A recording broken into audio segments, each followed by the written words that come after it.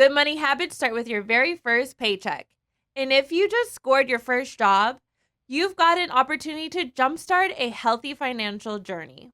When you sign up with Chime and link qualifying direct deposit, you get access to benefits like getting paid up to 2 days early and fee-free overdraft up to $200. And with Chime, there are no monthly fees, no minimum balance, and no deposit required to become a member. So sign up for Chime checking account today. To link your paycheck, it only takes 2 minutes and doesn't affect your credit score. Get started at chime.com/think. That's chime.com/think. Chime is a financial technology company, not a bank. Banking services and debit cards provided by Bancorp Bank N.A. or Stride Bank N.A. members FDIC. Early access to direct deposit funds depend on payer. SpotMe eligibility requirements and overdraft limits apply. See_chime.com/SpotMe. You've been stewing about a health problem you have. You almost resort texting to your group chat to get your friends' opinions. You're extremely unlikely to find quality medical advice in your group chat, but you can find it from a doctor on ZocDoc. Thousands of medical professionals on ZocDoc are there to help you. They listen like a friend and give you expert care you need.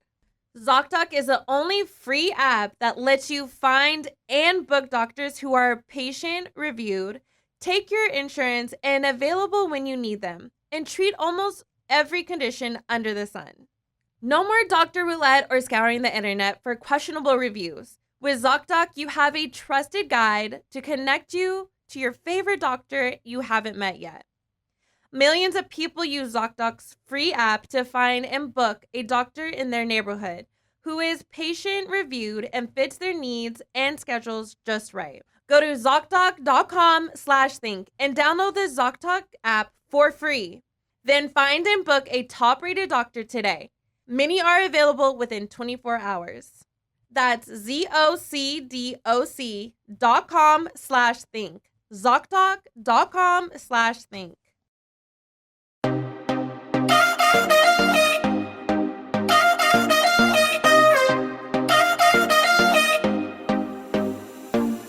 Welcome to the Think Loud Crew podcast. 3 moms.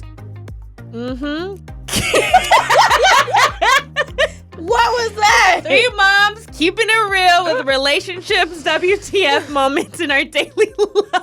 I just want to know what the pause and the She like, yeah, I feel this. That's a word for me.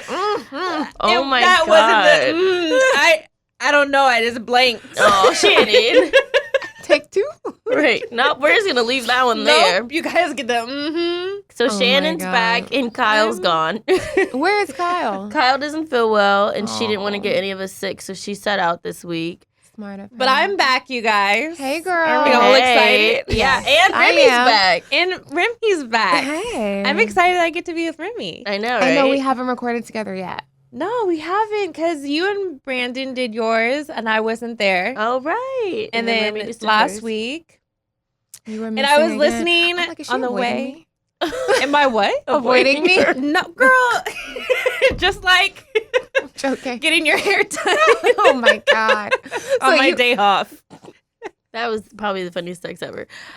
I just want to make one comment. I said last week on the podcast that we're going to have Remy back this week, and y'all didn't believe me. I got No? so many messages that are like, is she really coming back? And I'm like, maybe I'm reading them in like a mean tone, and I'm reading it like I'm getting yelled at, but I'm like, yes, I said she's Like, coming I back. We promise. planned it like live basically to come back.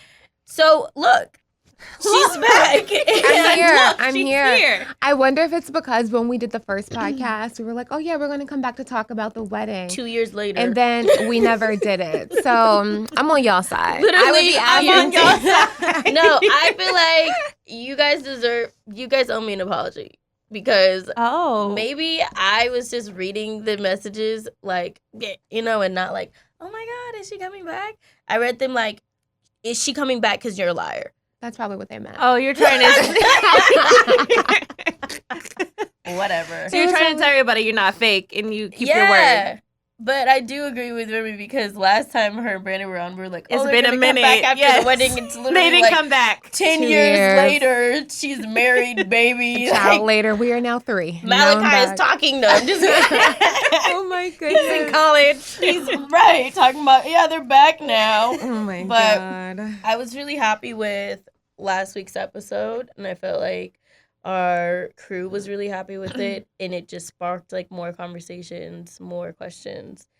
One of like the main things that I feel like people want you to talk about is your birth story, Mm-hmm. how you guys decided on like using a doula, having a doctor. A lot of people were like, she said she's high risk. What the hell happened? Oh, we got Yes. things to I discuss. was actually listening to it this morning, and I was sitting back like, damn. I'm like, this podcast is good. I was really sitting in the car because usually, like, to be fair, I don't listen to all our podcasts. 'Cause you were there. You were 'Cause there. I was there, and like, I don't want to relive the whole thing. But this time, I'm like, I was reading the comments. They were so good, and like the clips that we received, I'm like, damn, this was a good episode.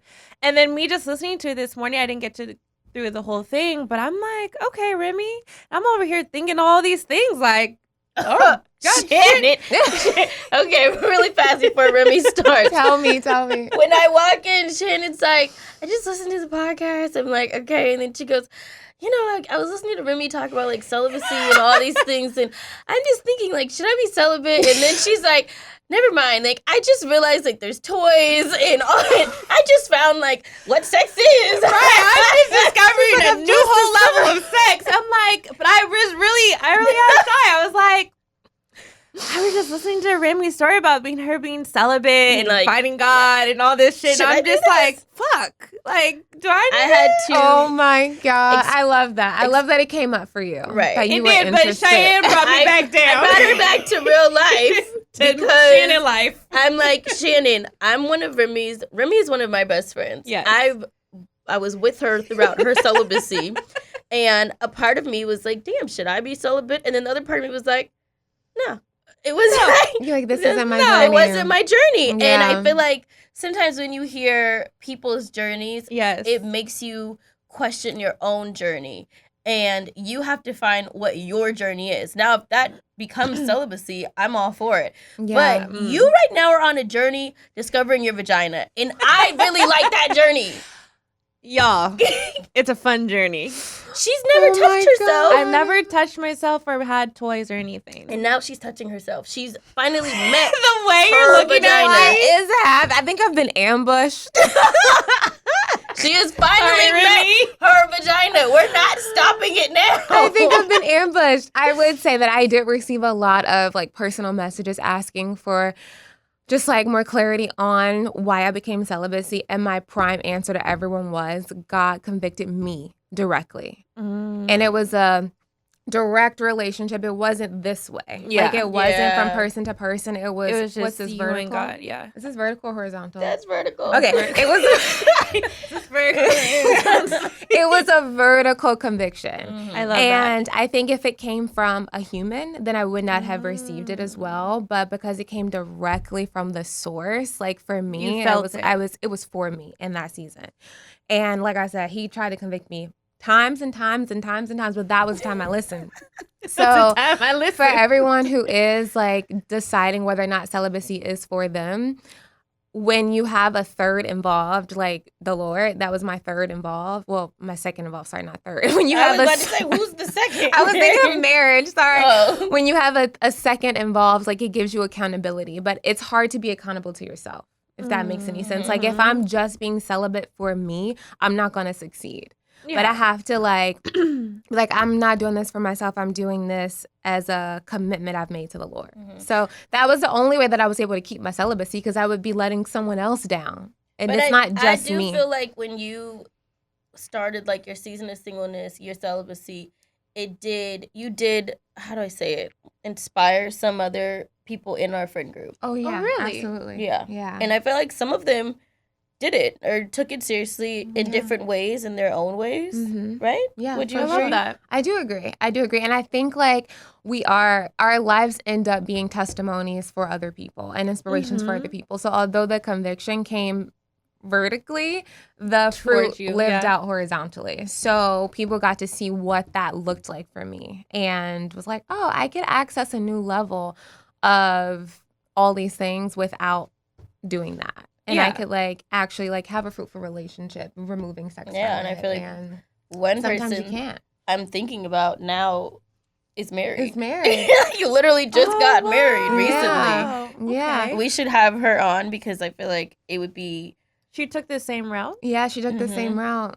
I love that. Yeah. So yeah, there's that. So if it does end up becoming for you, then Not for I you, say, Shanan. I say it will be a great I don't journey. think it's gonna be I really like getting I the text really- like I just used the toy, and I'm like, And sending her pictures. how'd it go? I'm really liking the horizontal Effect of connection that. right now. I'll keep my horse. I'll just, you know, I can share it it'll with get you to it too. one day. The I'm really horizontal liking the horizontal connection. Lord. Now if Shanan hits me like my connection's going vertical, I will leave you alone. I will leave you alone. I will let you be. Yes, I will let you be. You're so annoying. Oh my God. All right, back to back to Remy. Back to birth. back to birth. Yes, Yes. I want to hear about your birth. But I feel like you have to start from the beginning of your pregnancy to explain, if you're comfortable explaining why you were high risk. Yeah, okay. Just course correct me if at any point I like need to explain more in one Okay. direction because I haven't actually told my birth story in a while. Really? Oh. Since probably like he was 1 month. Like, Is there a it's- reason? no, it's just because I told everyone right away. Everybody who needs to know. Everybody knew knows. right Yeah. away. And Brandon and I also like recorded it for our YouTube. So we haven't really talked about it much since then. So if I leave anything out that you guys know of, tell me to elaborate, and I absolutely will. Okay. So, I'll start with prior to becoming pregnant, I never had the desire to have an unmedicated birth. I always thought it was for hippies and gypsies and strange people who just really loved to be in pain. Okay. And I'm like, why would you do that to yourself? That is not necessary. You know, like you're a glutton for just pain. Like that's weird. So it was also never something that was celebrated in the African American community or something that was ever even like positioned in the conversations that I was involved in. Maybe like twice, once from your mom and once from you when you were pregnant with Ryder, you were planning on going completely like unmedicated. My mom had my sister and I both unmedicated. Oh, really? Yeah. I didn't know Yeah. that. So when I got pregnant with Ryder, it was really important to me that I wanted to have an unmedicated birth. And I think one of the reasons was, of course, my mom telling me about how like beautiful her experience was. It was painful, but she's like, it was one of the best decisions I made, and I made it twice. You know what I mean? Like, Wow, that is so beautiful. for me, I really wanted it with Ryder. My labor just went a different direction after like 17 hours of being unmedicated. I had nothing else to give.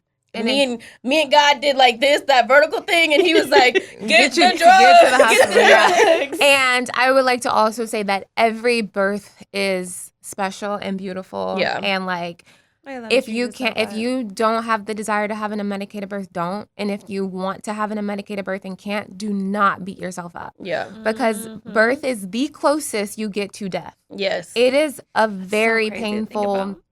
experience to go through. So everyone who survived birth, congratulations. It no don't matter matter how how your you baby did it. got here, you Right. survived it and your baby's Yeah. alive. So thank God for that. So anyways, I had always known that I just don't like pain. I don't like needles, none of it. Like I gotta like hold the ball as an adult and squeeze the doctor's arm and like count to 10, have a cookie, a pretty Band-Aid, all the things. Like I don't like pain. Not a pretty So Band-Aid. not once did I ever envision an unmedicated birth until I was over at my girlfriend's house. And this is while Brandon and I were still trying to get pregnant. I wasn't even pregnant yet. And she was telling me about her home birth that she was planning on having. She was like 7 or 8 months pregnant at the time. And I'm like, why are you doing that? Not unmedicated, but why are you at home? Why are you at home? Why are you doing And I that? kept saying to her, and I was like, I am afraid. And those were my words. And I realized that fear was something that I had to overcome in order to even be okay with the process of thinking that I can have a home birth. So I was like, why are you doing that? Like, that just sounds unnecessary. And she was just telling me how beautiful birth can be. And I'm like, beautiful? Birth can be beautiful? And she's like, yeah. And she was telling me about all the experiences that she knows. This is her first child. She hasn't done it, but she's like so excited for birth. She's like, I think I felt a contraction today.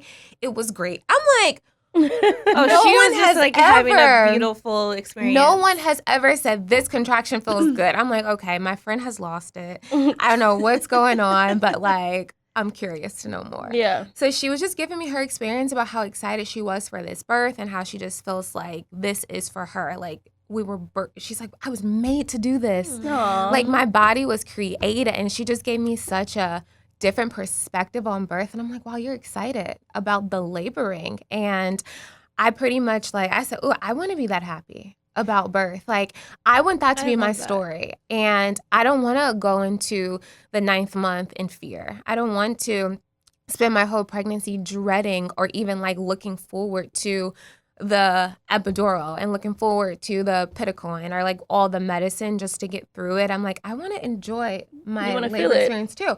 So that's when I was first introduced to the concept of a doula and a midwife, because she had the whole shebang. I love that she the was midwife, the doula. Did she do insight? Did she do a pool, like a tub? Or? She didn't end up having the home birth. But I love that she ended was up- a positive light in the experience of you're trying to have a baby, but she was a positive light in your situation of switching it up, because you guys last week were talking about the negatives about things that people always children are negative Yeah. but I feel like for you this was a positive light, other than what you were hearing from everybody else about what Exactly. pregnancy and everything is about how terrifying it is. Yeah, and how it is hurt- painful. yeah. Yeah.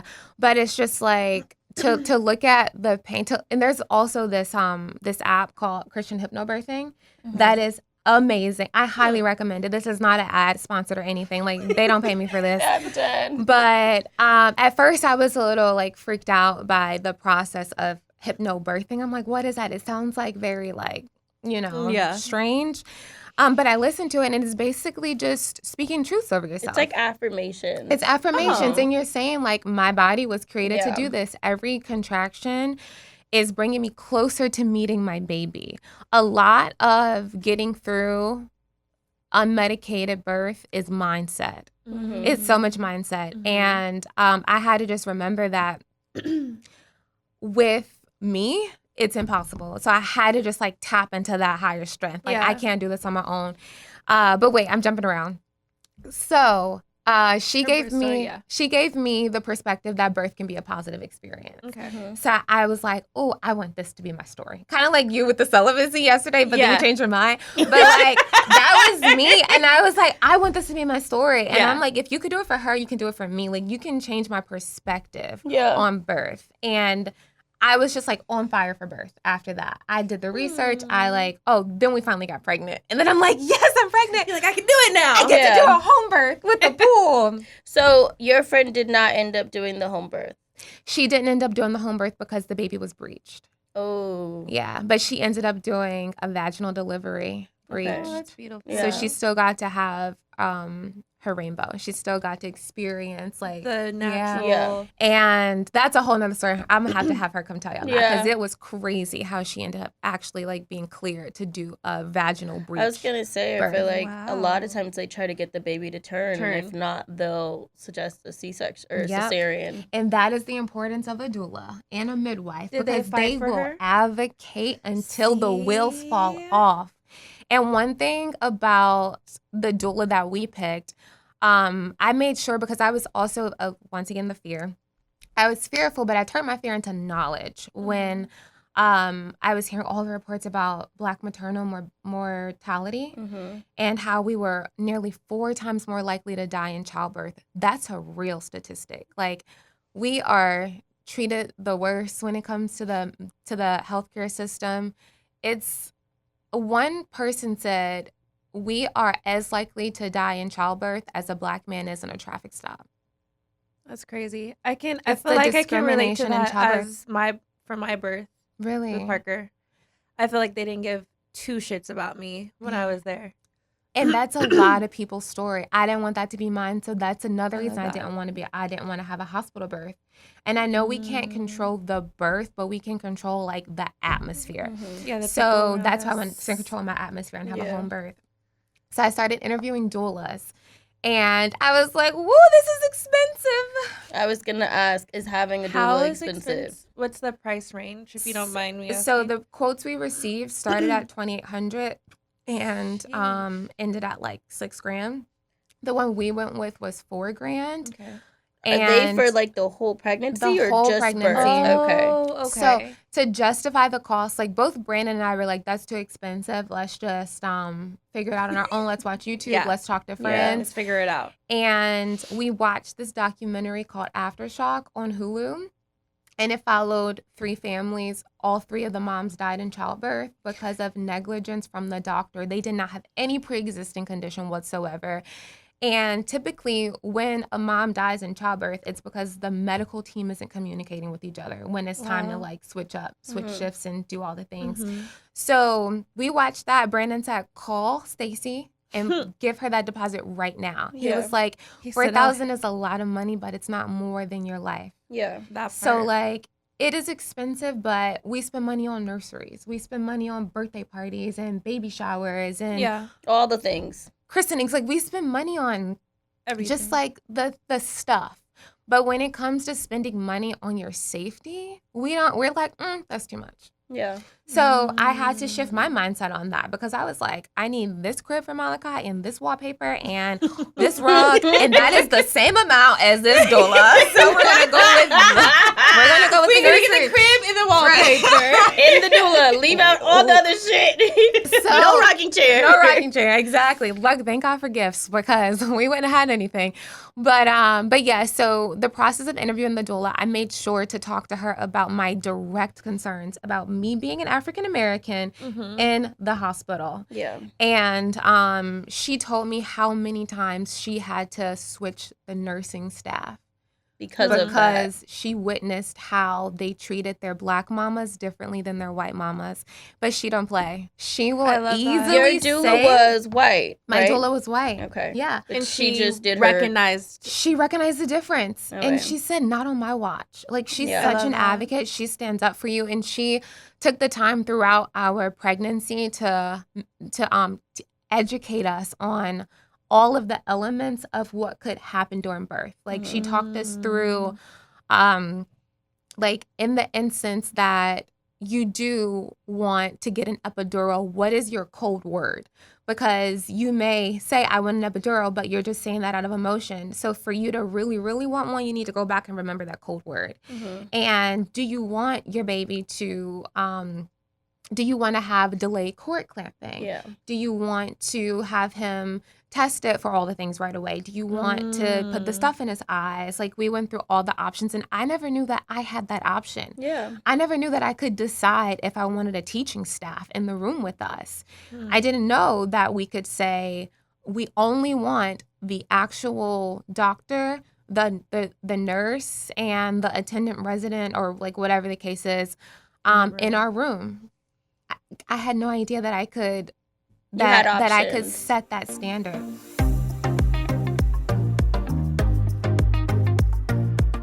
Good money habits start with your very first paycheck. And if you just scored your first job, you've got an opportunity to jumpstart a healthy financial journey. When you sign up with Chime and link qualifying direct deposit, you get access to benefits like getting paid up to 2 days early and fee-free, overdraft up to $200. And with Chime, there are no monthly fees, no minimum balance, and no deposit required to become a member. So sign up for Chime checking account today. To link your paycheck, it only takes 2 minutes and doesn't affect your credit score. Get started at chime.com/think. That's chime.com/think. Chime is a financial technology company, not a bank. Banking services and debit cards provided by Bancorp Bank N.A. or Stride Bank N.A. members FDIC. Early access to direct deposit funds depend on payer. SpotMe eligibility requirements and overdraft limits apply. See_chime.com/spotme. You've been stewing about a health problem you have. You almost resort texting to your group chat to get your friends' opinions. You're extremely unlikely to find quality medical advice in your group chat, but you can find it from a doctor on ZocDoc. Thousands of medical professionals on ZocDoc are there to help you. They listen like a friend and give you expert care you need. ZocDoc is the only free app that lets you find and book doctors who are patient-reviewed, take your insurance, and available when you need them, and treat almost every condition under the sun. No more doctor roulette or scouring the internet for questionable reviews. With ZocDoc, you have a trusted guide to connect you to your favorite doctor you haven't met yet. Millions of people use ZocDoc's free app to find and book a doctor in their neighborhood who is patient-reviewed and fits their needs and schedules just right. Go to ZocDoc.com/think and download the ZocDoc app for free. Then find and book a top-rated doctor today. Many are available within 24 hours. That's ZocDoc.com/think. ZocDoc.com/think.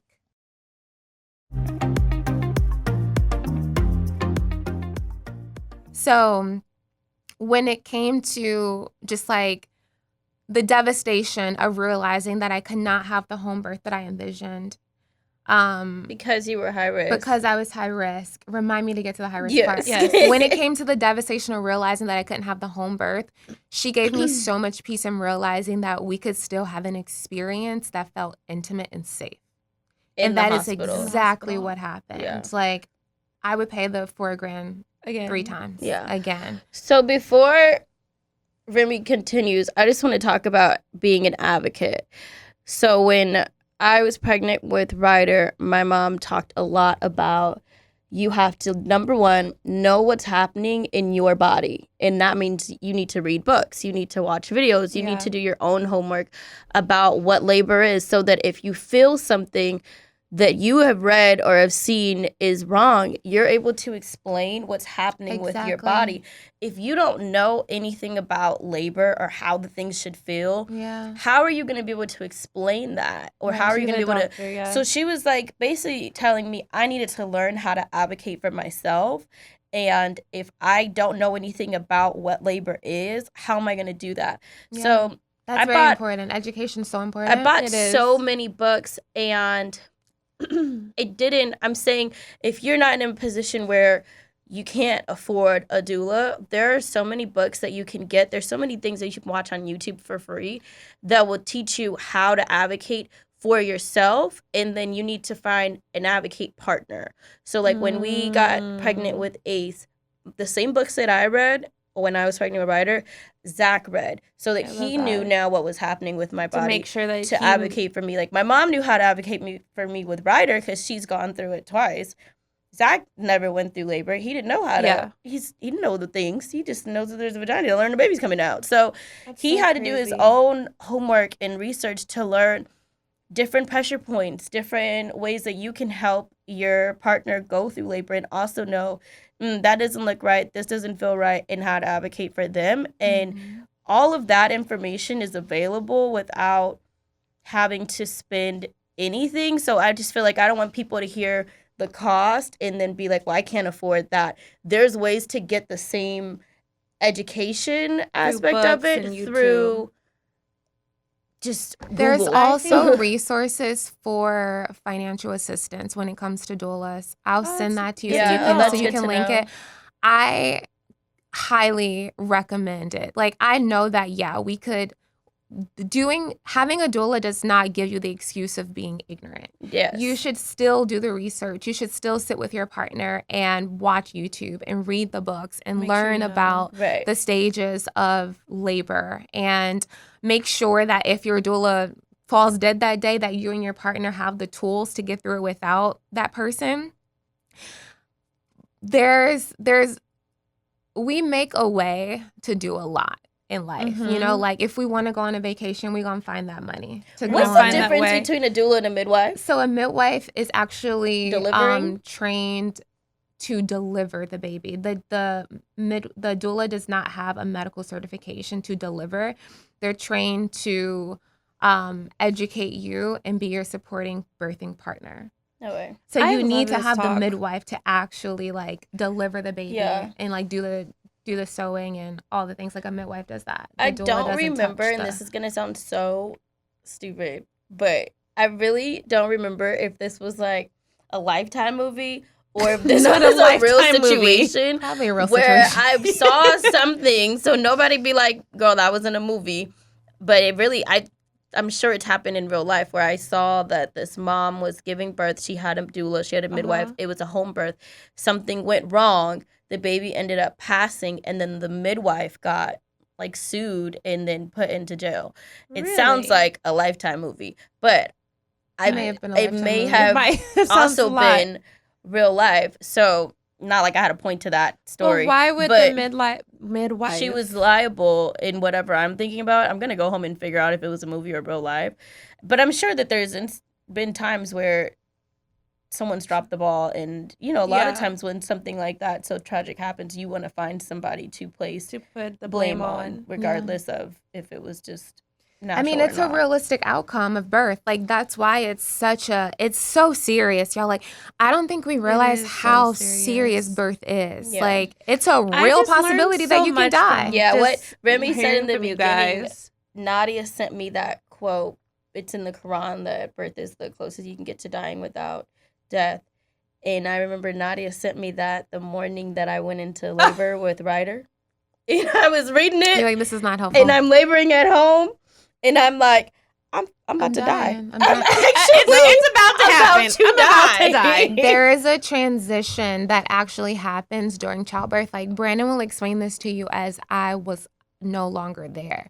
There was a point where I was laboring and I was pushing, and no, it was before I was pushing. I just felt like I had nothing else to give, and I just went so deep inward. And when I went so deep inward, I couldn't hear anything. I had to go grab that strength. I did not have it.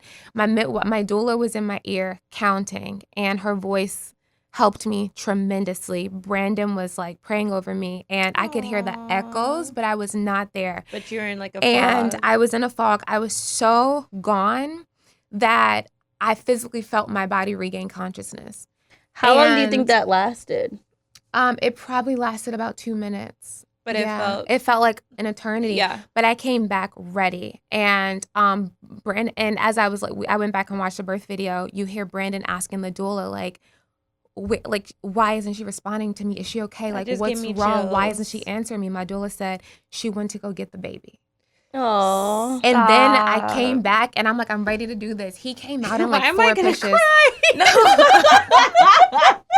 So I'm emotional. and about that, I just wanted to comment on what I said about the birthing partner. Like, that is vital. And when you do have your partner there to help you through it, and you have a doula, it allows your partner to be fully submersive into you and not have to worry about the atmosphere. Like, while Brandon was doing all the counter pressure and praying over me and holding the leg and turning me and doing all the things, the doula was making sure that the nurses, that the students didn't come in, and making sure that they did not ask me if I wanted an epidural. She was like the puppeteering, everything in Your the background. advocate. She Yeah. was my advocate. She was reading my charts. She kept an eye on my blood pressure, and she kept an eye on Wow. the contractions, and she was just looking at everything. Even though the medical staff was excellent, there could have been a moment where they Right. miscommunicated, and that could have easily gone left.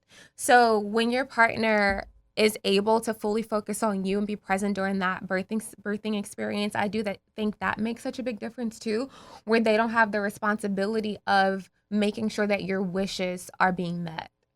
You know, Yeah. like, Mhm. he doesn't have to do yeah, the work. you don't have to do the of- work. The extra work, Where- Yeah. the extra advocating, and Yeah. all Yeah. that.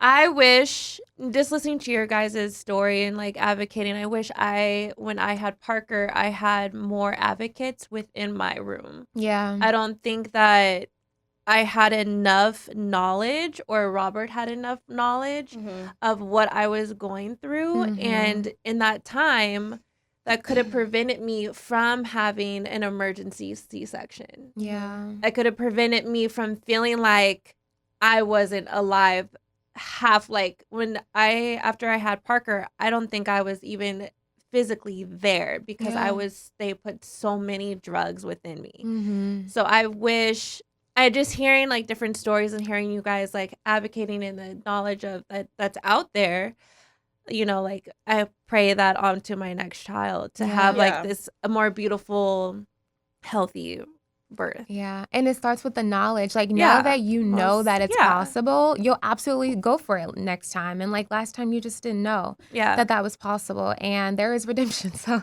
I want that for you. I want that for you, Shannon. Like I really do want your next birth to be so pleasant and enjoyable. And that's one of the other narratives that like I wish we're told more, that it is painful and it hurts like hell, but it is so sacred. Yeah. And so sweet. I wish it's so weird to think that like on one of the days that you probably feel the worst pain of your life, it's also the best day of your life. The best day of your life. The best and day. That's always how my mom explained it to me. So I always pictured it like, this is about to be the best of my life. I'm gonna almost die, but it's the best day of my life. I'm gonna be so it's happy. Like when you're driving and you're stuck in traffic, you're like, I'm still going. Like it's happening. Girl, traffic may be worse. No, like, I can't be positive in traffic. Literally, anytime Zach is driving, he's like, it's happening. We're driving. I'm like, keep telling yourself that, buddy. I'm like, where's the helicopter? Girl. My patience is here with travel. But I will say that one thing that I have learned, not only from my own, birth experiences, but now that I feel like I'm in this age where my friends are finally having babies. Like when I had Ryder, like nobody was having a baby. Yeah. And I think that's how nobody in my friend group, anybody around me was nobody thought about having a baby. Exactly. So you feel really alone. No one knew how to support you. I was very alone. I had no one to talk to or like bounce ideas off of. Nobody was really giving me their birth stories. Yeah. So I think maybe that's why I didn't have the knowledge, or me seeking out, or my mom telling me, hey, I think her birth story was tragic. Mine too. So my mom, I heard nothing but the negatives about like, well, you almost died, Shannon. And, this was horrible. It was so horrible. Yeah. But I love you so much. So that's what I went in. That's how you went into it. That was my prep. Yeah. I had the most amazing pregnancy, but being in that hospital and having the doctor that I had was the worst. Yeah. But to hear you guys like talk about like there's different experiences and different things to go into, and I just can't wait for my next child. Oh, I'm so excited for your next child. To have you guys pour into me. Me too. Oh, me too. Shannon. Yeah. But I just hearing it, and there's another side to it. There's another side to it because that whole experience, and Brianna was in the hospital room after, and she was like, girl, that you looked horrible. She was like, I remember, she was like, I was fearful for you. Yeah. I think that what we also have to realize as women, and then when you are going through pregnancy and you're planning your labor as mothers, that there's now, because I do feel like there is so much information out there, and there are different ways to go out and grab it and figure it out. There's also a lot of pressure on having your perfect birth plan. Yes. And what does your birth plan look like? And regardless if that is that you're going in there and you want to have an unmedicated birth, or I want to have an epidural, or I know one mom who planned to have a cesarean. Like that was her plan. She never wanted to have a vaginal birth. She planned to have cesareans. Yeah. And that was her perfect plan. Like, no plan is better than the other plan. As long as the baby comes out, that's the best plan ever. But what I realized is that there's so much pressure that we put on ourselves to have a perfect plan. And what if that plan does not go according to plan? I was sobbing when my doctor was like, this is how my doctor approached me. He was like, well, my shift is about over. And I was dilated maybe 7 centimeters. And he was like, well, you're at high risk. I'm about to leave. And then he's like, well, I'll be right back. You can make the decision. I wish I went a different route. I wish I did a little bit more for myself and advocated more for myself. Yeah. And after the fact, I thought about it more and I'm like, shit, I didn't do the steps that I could have done. Yeah. And, I had my beautiful boy and that's all that matters. But there is still those feelings. And I get feelings. And it's a trauma. Yeah. Now that I'm in therapy, we were talking about, I went to therapy originally to talk about the attack. Mm-hmm. And once I got in there, she's like, girl, we need to go way back. You got some other shit we need to handle. This is trauma number 99. Right? Let's start at 2. I was sitting there like, wait, what? Like, we're not going to talk about this? She's like, no, we're going to start further back. And she's like, number one, your pregnancy and your labor, like all these things were traumas that you don't even realize that if you don't unpack those, how are you going to unpack the big one? I'm like, well, damn.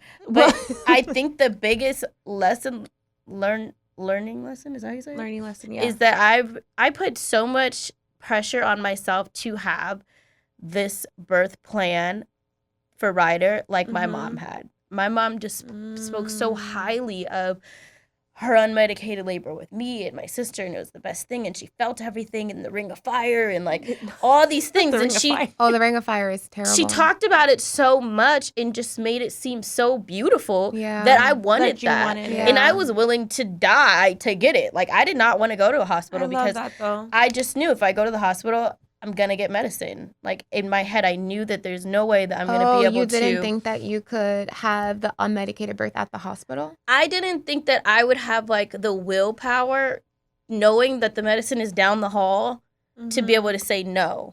It's all a mind thing. And that's one thing that the doula prepped us for is, like, the labor is 1 day or 2 days or however long some people labor, but the prep starts now. Yeah. That starts when you find out you're pregnant. That starts when you find out you want to have an unmedicated birth, because the mind is so powerful. And the moment you start to tell yourself you can't do it, or you open up the door for fear, you open up the door for anxiety, then that stuff will speak so much louder than just like, let me be calm. Let me realize that my body was made to do this, and however it happens, it's going to happen. Like, we have to surrender with birth. Yeah. And although it is very important to have a birth plan, because that allows someone else to know your expectations, it allows your practitioner to know your birth expectations, but for the mamas and the dads and the doula going through that process with you, it's also important to realize that if this does not happen, we'll still all be okay. Right. This baby's safety is the most important. And that was something that took me a long time to grasp, because my mom had a very traumatic birth experience where I stopped breathing. They had to do an episiotomy on her and pull me out with tongs. Like, she did not get the coddling and the hand holding, and it wasn't glowing. She didn't have lights down and candles and a pool. Yeah. Like, she didn't have any of that. She had a very alone, traumatic birth with me. And hearing that was like the one extreme, and then hearing my other friend was like the other extreme. So I was like, Lord, please keep me closer to the extreme of my friend. Let's just say my mom went through enough pain for both of us. And I guess it's a good segue into the complications that I had, because that was the first layer of surrender where I realized I couldn't have it. Like, I couldn't have the dream birth. Yeah. Okay. So obviously, my dream birth was like in a pool at home with Brandon and the doula and the midwife, and like maybe our parents down the street at this point. So that was actually the real dream. I went. I remember this. So it was going to be beautiful. Yes. It was going to be great. It was going to be great. And then there was going to be like sushi and wine. Yep, that was part of it too. As soon as I pushed him out, Cheyenne and Zayna were going to come over with like I sushi and love wine, it. and we were going to bask in like the golden glow with like them feeding me Yeah. yellowtail. That was legit what That I was wanted the to plan. happen. I I love was you, Remy. delusional, but that's my second birth. Don't go too So far away. don't. I just remember You're like, don't laugh too hard. I because remember you're when I was still hearing coming with this the and sushi. still coming and with Zaina was texting me like, should we have the wine and sushi ready? And I'm like, no. Nope. I'm like, We're not it's coming. not- Zayna, I can see Zayna like, I'm ready. Oh my I'm God. like, let's give her some time. Let's give her some time. So, at 20 weeks, we went in for the appointment where you do the full scan of the baby's anatomy to make sure that everything is all right. And oh my goodness, the anxiety. So much anxiety. Oh, I had to keep saying, Lord, I'm made of a sound mind. A sound mind. This is not sound. I'm going crazy. Like, what if like all the things. I never once thought that it could have been me. All of the complications that I was afraid of was something being wrong with the baby. I never even had my mind did not go into like, but you should, like something What could be about wrong with you? you. So, they're doing the measurements, and whenever a doctor walks out of a room without saying anything, you kind of know something's wrong. Yeah. So, and this doctor is amazing. She's like always so happy, and she's like joking with me and Brandon. So she's just like, 1 second. So, she leaves and she brings back another doctor, and they do the measurements. And I'm like, what are y'all measuring? She's like, we're just gonna go read it. And then she's like, we're measuring your cervix. We're just gonna go read it, and then we'll come back. I had no idea that a cervix needs to be measured. So I'm like, well, they're so thorough. Like, why are they measuring a cervix? Like, this is a waste of everyone's time. So then they come back and they're like, so it looks like your cervix is short. And I'm like, okay. Yeah. So what does that mean? I would be looking at them too, like, all right. and yours is long. Right? Like, congratulations on your long cervix. Right. So she's like, yeah, it And? looks like your cervix is short. And we're going to, here's your options. And I'm like, first, can you tell me what a short cervix means? Because it's not something I've ever heard of. I've never heard of it. So basically, the cervix has to measure over 3 in order to guarantee the safety that the baby won't just won't just fall out. Because there's something that happens. I can't medically explain this as well as I would love to, but just based on my low grade knowledge of what was occurring. With the short cervix, you're at higher risk for preterm labor. Okay. And when she told me that I was at risk for preterm labor, at first I didn't like process those words correctly because it just felt like such a shock. Mm-hmm. The things I was preparing for was like, does he have 8 toes, or Right. is his stomach not developed? Does he have a Brain something. Yeah. You're like, this something. So when that she's stomach like, your kid. cervix is short and that can lead to very serious birth complications, she's like, we can put you on progesterone, and that's a hormone that coats your cervix so that it's not supposed to like help it grow, but it just protects it. So I couldn't travel, I couldn't walk upstairs, so she just put me on a very strict, like, don't move. No just sex. Like, no sex. No, she didn't put me on bed rest, but she said just do as little as you can. Yeah. So cancel your flight. I was going to Jamaica a few weeks later. We had to cancel our baby moon and everything. So Wow. she put me on the progesterone, and I had to like take that for, I think it was like 2 weeks or 30 days until my next measurement. Mm-hmm. And we went back in for the next measurement. And this is where I would have had to get the cerclage. What is that? And that is when they sew up your cervix. Basically, so that you don't go into labor. So the baby doesn't come out. Yeah. So I was going to that appointment. And we prayed that I woke up so just like heavy that morning. I remember like Brandon walked into the bathroom and I was crying. And he's like, oh, I don't know why this is making me emotional. I didn't talk about this so many times. But I remember that morning when we were going to get the procedure, because that we could get the procedure or not, but not getting it meant that we probably would have lost the baby. Yeah. So I'm like, let's get the procedure. Yeah. And at that point, birth plan out the window, So Yeah. I didn't care about any of that anymore. And it's like at some point, like all that stuff becomes a non-factor. Mhm. Like having a natural birth just did not matter to me anymore. Having an unmedicated birth, I did not care. Right. Having You're a like, C-section, Yeah. do it. Yeah, Like you just save want the my I baby just to be want my safe. baby. So, and at some layer of it, having that complication really allowed me to allowed the perspective of like, it doesn't matter how your baby comes into this world, release the pressure. So he came in the bathroom that morning, and I was crying, and he just put his arms around me and he just started praying over me, and he said, the Lord already knows the outcome. So do you trust him? And I said, yeah. He said, so you can't worry too. Like you can't do both. Like you can't trust him and worry. You have to pick one. So which one is it going to be? And I was like, I just did. I'm worried. I was. Pick worried. No, I was worried. He was like, you can't do both. Like you have to pick. Brandon.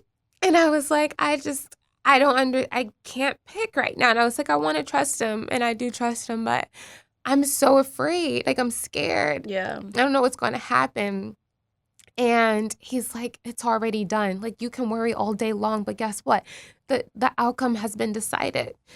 And we're going to the hospital right now, and all we can do is pray for peace. That's it. Like we can't pray for one outcome or the other because it's already done. So he just started praying for peace over us, and I still like didn't finish crying. I didn't really feel better. So You're like, your prayer is not helping me. She's like, yeah. I still cry. I didn't really feel better. So we went to the hospital to get the procedure. Before the doctor does the procedure, she does another measurement just because you have to measure to know what you're measuring against.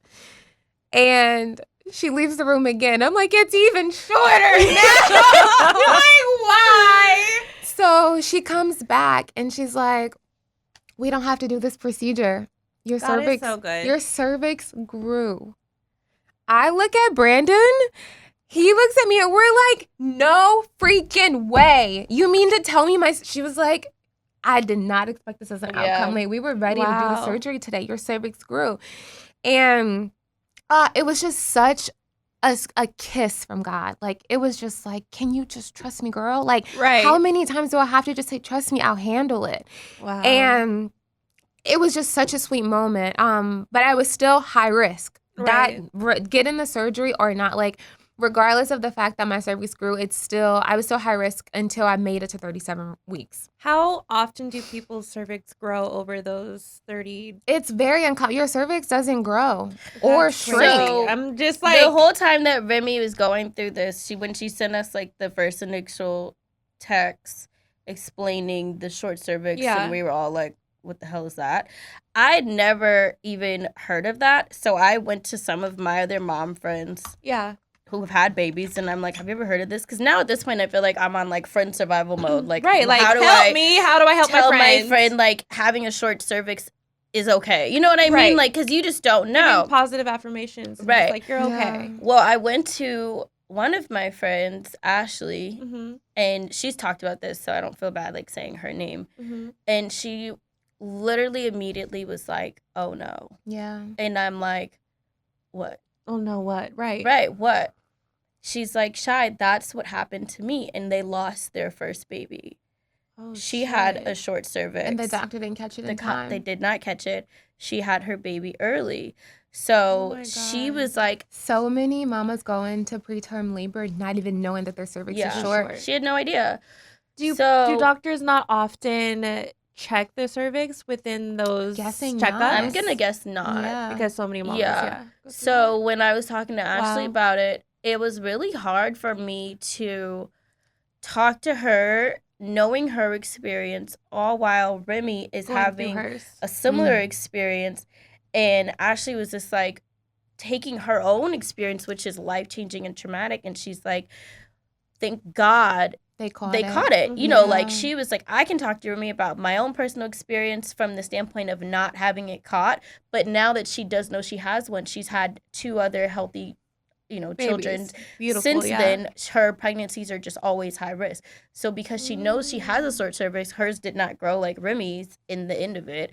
she's just, when she was pregnant, She ended up getting the procedure. She had to get sewn and do different things each in time? bed. Yeah. She had a special doctor for it. Like, she took the steps to make sure that she would be able to hold her girls. Yeah. So it was really difficult as her friend, knowing this story. Knowing that's an outcome. And not wanting to ever put that energy or Onto put her. that anything onto Remy's story. You know what I mean?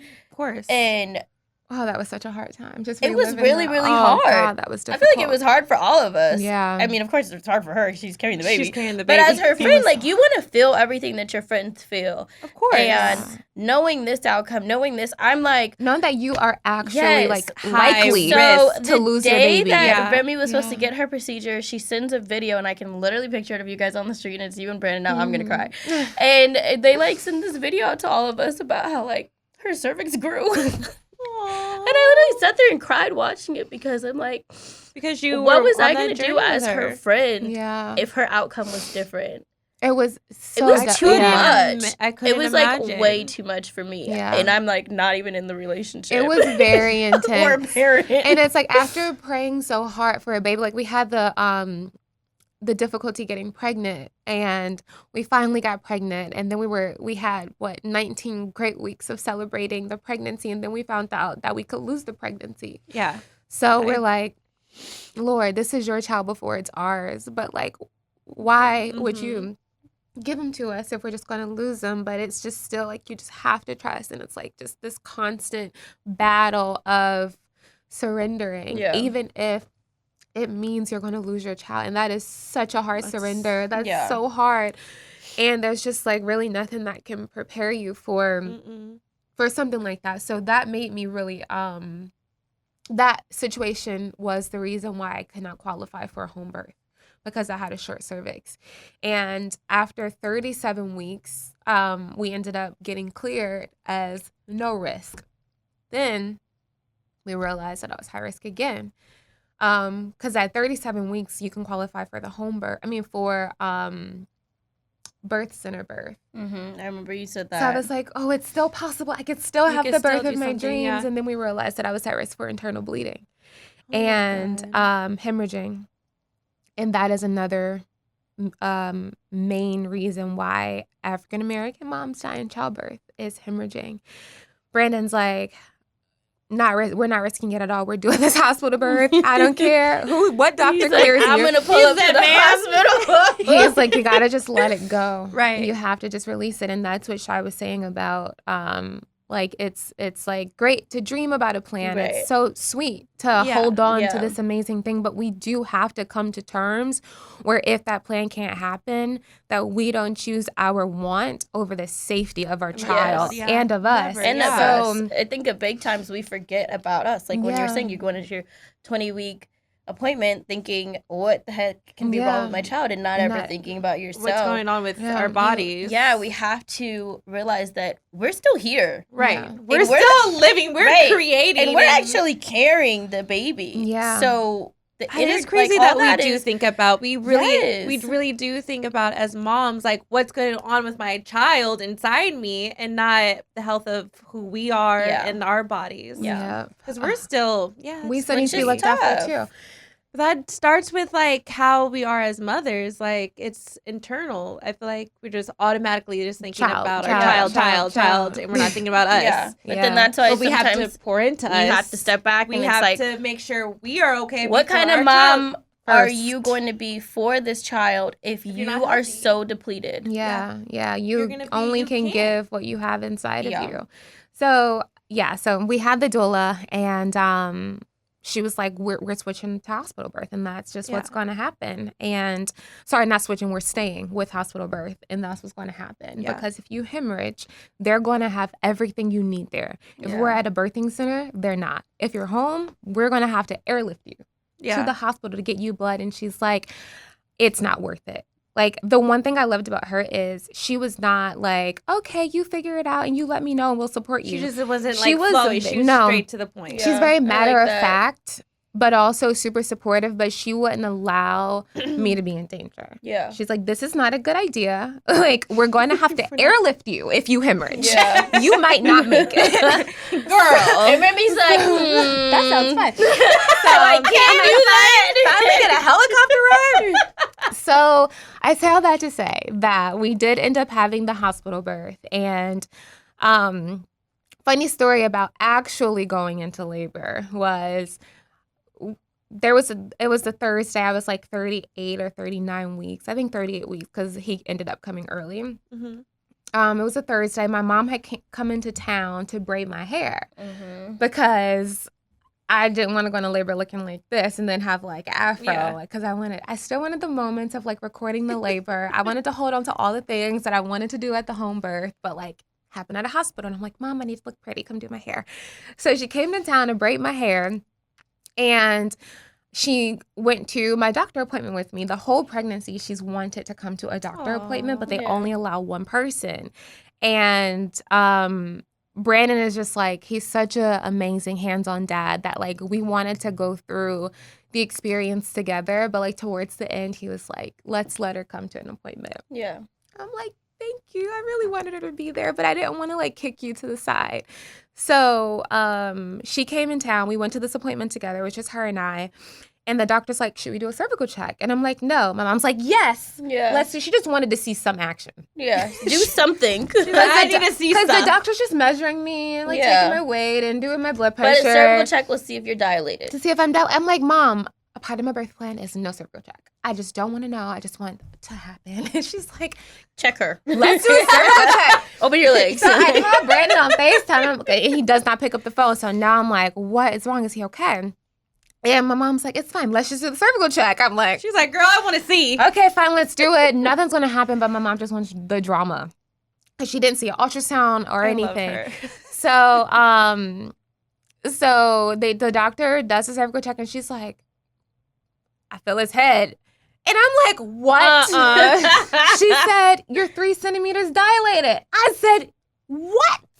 Like, yeah. She said, have you been feeling any pain? I said, not at all. She was like, well, labor could stall. You could come tomorrow. You can come in 2 weeks. And she was like, it's about to be the holidays. Do you want to schedule an induction just in case he comes like later than expected? I'm so surprised they offered you that for you being no. Already dilated. Why Yeah. would they? And the good thing about having a doula is we already discussed all that. She said if a doctor mentions induction, say no. If she tries to schedule anything, I'm say like, no. why would they even ask She said you? when it comes to the holidays, doctors try to get rev things the up. Christmas break off because I was due the 18th, which typically is the first time, Mom, you come late. Yeah. I So came she at was 12, like, so I was "Girl, early. So let's get she this baby said- out. Let's get it out. She was trying I'm to ready. schedule. She's like, "Oh, you're ready to Yeah. dilate. Let's schedule the." And I said no. And she was like, "Well, it could happen this day. It could happen 3 weeks later." I'm like, "Well, it's just gonna happen when it happens. I'm not Yeah. scheduling an induction, and we're not doing anything else. Remy No was like, memory who sweeps. Like, I cares? don't Yeah. want anything. Like, I'm fine. I'm not in any pain. Like, it's okay." So we get home and like, babe, we're in labor.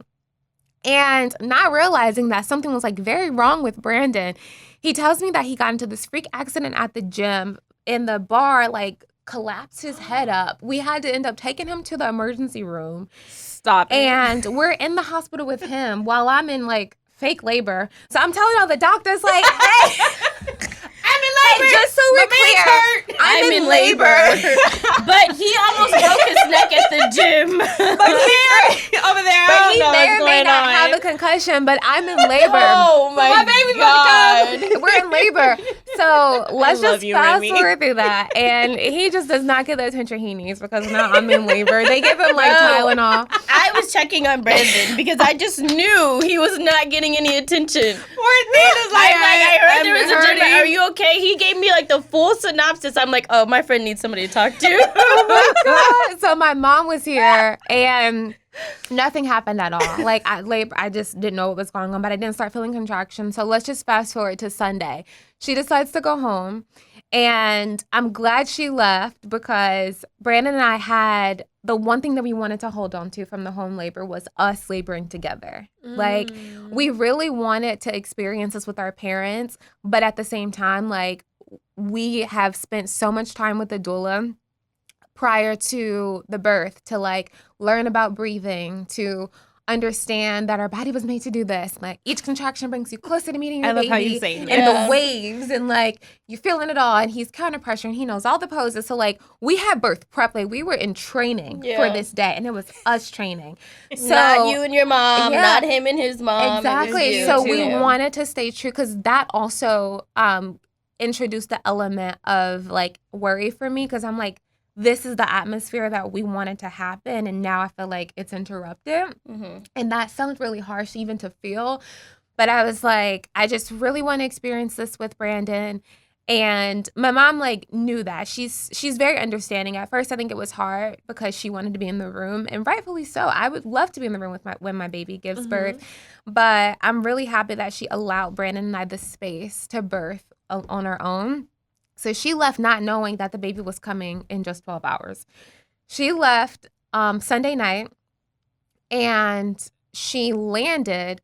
By the time she landed, Brandon and I were at the hospital because we had this contraction counter app. That's crazy. Bro, she called me from the plane. I didn't know you could call people on FaceTime from a plane. So I didn't know I didn't know that either. until... Yes. Oh, let me tell you how this actually played out. So, do you remember that day That's we got hilarious. on FaceTime and you joked and you said, I'm pretty sure like something's happening, but like I don't know if it's happening or not. But like I feel some things, but I'm just gonna, you were like baking a chicken or something. yeah, I was cooking. You were like, I'm I just was gonna sanitizing cook. bottles. And I joked around. I said, Remy, watch when you walk into the hospital, or you said it, one of us said it about you being 8 centimeters dilated. And I was like, the baby's just gonna fall out at that point. Yeah. Like it was like a joke that it was gonna happen that day. Yep. I didn't know because I was allegedly in labor since like the week before, but nothing was happening. So I didn't think anything So was you're different. just going on. But I started to actually feel pain, and that was the contractions. So I'm like, babe, count them. And this is like throughout the night. And once they started to ramp up, I was like, go to sleep. Because I needed him Yeah. to be rested. to be ready and rested because counter pressure is like very intense, and I needed him to be available for me. So I'm like, I need you to sleep. I can handle this pain right now. I'll wake you up when it gets unbearable because it will. I'm sure it will, and Yeah. we'll get to the hospital. My mom's in the air right now, so I'm not even giving her any updates because somehow she has service. Don't know. But I'm not giving her any updates because I'm afraid she's going to have an emergency landing. No updates. So I'm going through the contractions. I'm playing my Christian hypnobirthing app, and it starts to get really serious. I wake him up, and he's like, they're 9 minutes apart. Let me just go pack the car. He gets from packing the car, and they're 6 minutes apart. He puts me in the shower, and then they go from 6 minutes apart to 2 minutes apart without the hour gap that it's supposed to have. So we end up going to the hospital at 4 o'clock in the morning, and the contractions hurt. It hurts really bad. We get there, they're like, oh, you may not be in labor, your water didn't break. I'm like, okay, if I'm not in labor, I'm not in labor. But this pain that I'm feeling It's like, tells me I'm that hurting. I'm in labor. So I also just don't know what a contraction feels like. So we're on the phone with the doula. She's like, you're in labor. Have them do a cervical check because they're not going to put you into the room unless you're they in know. active labor. So she's like, once they tell you where you're dilated, let me know and I'll figure out if it's time for me to come. So we do the cervical check, and they're like, you're 7 centimeters. They rush me to the back. They give me a room with a tub. Which Remy really This wanted. is my redemption story. They give me the room with a tub. The doula gets there in 15 minutes. My actual doctor was not there, but we had the angel of a doctor. Her name was Dr. Erin Meshner. She was excellent. She allowed Brandon to deliver the baby. He like hand delivered I the didn't know baby. your actual doctor didn't make it. She wasn't on call that day, and it was a blessing that we had this doctor because that doctor wouldn't have let Brandon deliver because the umbilical cord was wrapped around the neck, and that's, Oh, yeah. I don't know if you're supposed to do that, but she ended up like letting him do it all, and That's a blessing. with just like all of the pain that happened during labor, like it did hurt. I'm not gonna sit here and tell y'all that it was like peaches and cream, like it hurt like hell. And it was just such an amazing experience, though, to get through it, to have Brandon, to have the doula, and to just know that, like, we survived one of the hardest things that you could do, and we survived it.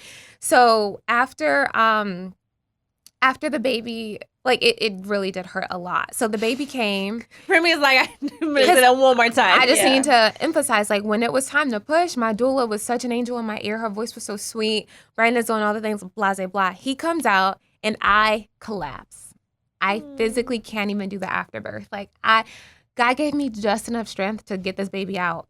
Everything else, I ended up getting on narcotics after he came out to get the placenta out and to do the stitches. I couldn't do that unmedicated. So now to the funny part. Your mom? Brandon is sending everyone updates. And he's on FaceTime with my mom, and I'm like, how? She should have landed already. I'm like, this was a long flight. She should have been home. Fast forward to getting to the postpartum portion of the hospital where, like, the doula couldn't even get back there. Wait, she had to leave. Before you go there, I get a call at like 5 a.m., 4 a.m., early as hell. Yeah. And I'm freaking out because I know what's happening. Right. So I answer. She's on the plane like this. The phone is like this. I'm like, Mom, what's happening? She's at the hospital. I'm like, are you on a plane? She's like, I'm going home. I'm like, you can call me from a plane. I'm not even concerned about Remy. Because I'm stuck on, how are you talking to me? How do you have that good of service? Like, you're in the sky. And she's dead. Like, I'm on the plane. She's like, what do you think I should do? I'm like, what do you mean? Like, you can't do anything. You're on the plane. This lady, she's crazy, who knows that she wasn't supposed to be there yet, she got back on the plane. So she landed, found out that I was in labor, got right back on the plane, came back to California, somehow convinced Zaina that they were going to sneak into the hospital. I didn't give my mom my room number. No one knew my room number. Brandon tells me to this day he never gave it to her. No, he wouldn't. My mom and Zaina broke into the hospital, into the postpartum ward, so she pretended she was a doula. She was like crying to get through the first stage of it. She's texting me and Zaina like, I'm coming back. And we already know, like, we know that Remy's whole plan is to, like, have this intimate moment with, like, her and Brandon. So we're just like, hey, like, we're not about to tell Remy. Right. Like, and we're not about to tell Remy or Brandon because we're not getting in trouble. Y'all. So she's like, who's picking me up from the airport? I'm filming that day. I'm like, not me. I'm not getting in trouble. Zaina's like, I'm coming. Next text I get, they say we're breaking in. I'm like, to what? I'm not even thinking about the hospital. Bro, they're sending me pictures. We're in the hallway. We made it in. You have to have badges. And I don't want to say the name of the hospital we were in, but they pretended that they were already in the hospital. My mom got into an argument with security by saying, like, you're discriminating against me. You won't let me in. You know I was here the whole time. The security guard ended up being like, doing that too. Okay, fine. They let her through. I'm talking to the doctor. As a doula. Listen, it's me, Brandon, the baby, and the doctor in our postpartum little situation. And she's like trying to get me to pee for the first time. I'm really struggling. I'm like, I don't want to pee. I'm just going to hold it until like I die. Like I'm not holding it. I'm not peeing. And then there's a knock at the door. She steps out and she's thinking it's like another nurse or something. And I hear a voice. I'm here for Remy Bobo and Brandon Bobo. And me and Brandon look at each other, and we're like, first of all, she's supposed to be in North Carolina. How the heck is she here? How are you here, Mom? Zaina just looking like, I'm not here. I'm actually not here. You don't see me. You know, I'm just a ghost. So they end up sneaking into the hospital, and my mom, and I was like, Mom, you are literally psychotic. And then later she explained it to me, and she said, I just needed to lay eyes on you. Like, I needed to know that you made it. Like, talking to you wasn't enough. I needed to see you. Yeah. Because she knows that I could have hemorrhaged and bled out. She was like, being on the plane. You're still her baby. Yeah. I'm still her baby. And she needed to just, like, know that I was okay. And she laid her eyes on me. She looked at the baby. She touched his feet. And she left. She went back on another flight. She just needed to see me. She came back and she just needed to lay her eyes on me. She literally was like calling me, giving me all these updates because I'm pissed off that I didn't get to break into the hospital. Of course. She's like, I want to commit a crime. I wanted to do it too, but I couldn't get out of filming. So she's like, I laid eyes and she's fine. And I touched the baby. I didn't hold the baby. I didn't do anything.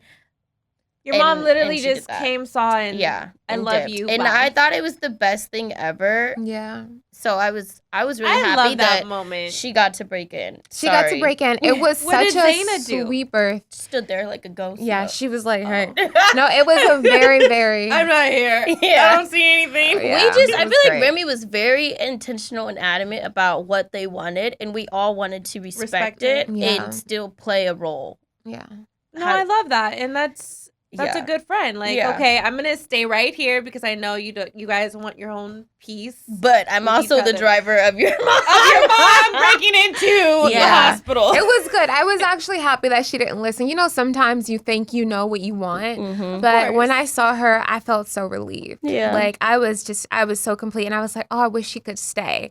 And I didn't say that out loud because I'm sure she would have. But I was like, this is sweet. But you're in your airport clothes and you can't hold them because you just came out. You're like, girl, bye. But no, I would have loved for her to have been there. And for our second child, I think we're going to, like, prayerfully, we can have a home birth and have the parents there for that one. Mhm. But we just wanted it to be the three of us as a unit first and then introduce him to the world. him to our parents and to our friends. But we just wanted to have that first, like, week of just us with the baby so we can just learn. Yeah. So And we I think can that's just, I think so that we was can the fail. best decision for you guys. So we can make And mistakes. that's how it's Yeah. supposed to be. Yeah. So I feel like we went a little over our time, so we'll skip WTFs and advice this week. But thank you for coming back. Yes, I feel thank like you. I'm happy I was here for this. listening to you talk about your birth story and just your labor and all those, like, all the things, I feel like people can take different things from this conversation, which is why we do these talks and stuff. Yeah. So it is really necessary. I know that you guys are going to want Remy back because we did not touch on the wedding, which we probably should have started it. Shoot, Shy, I forgot something really important. Oh. That awesome. I had fibroids. Oh, you did. Oh my God, That Rim. was another Remy reason had all the things. that was another reason I was high risk. I won't elaborate on it, but yeah, I had fibroids and I had COVID. I forgot you had COVID. You did have COVID. I remember that. Yeah, so Didn't- it was like and didn't one Brandon high-risk get factor sick after too? another. Yeah, we had it, and Yeah. I was 19 times more likely to go into preterm labor with all those effects. But anyways, back to the wedding.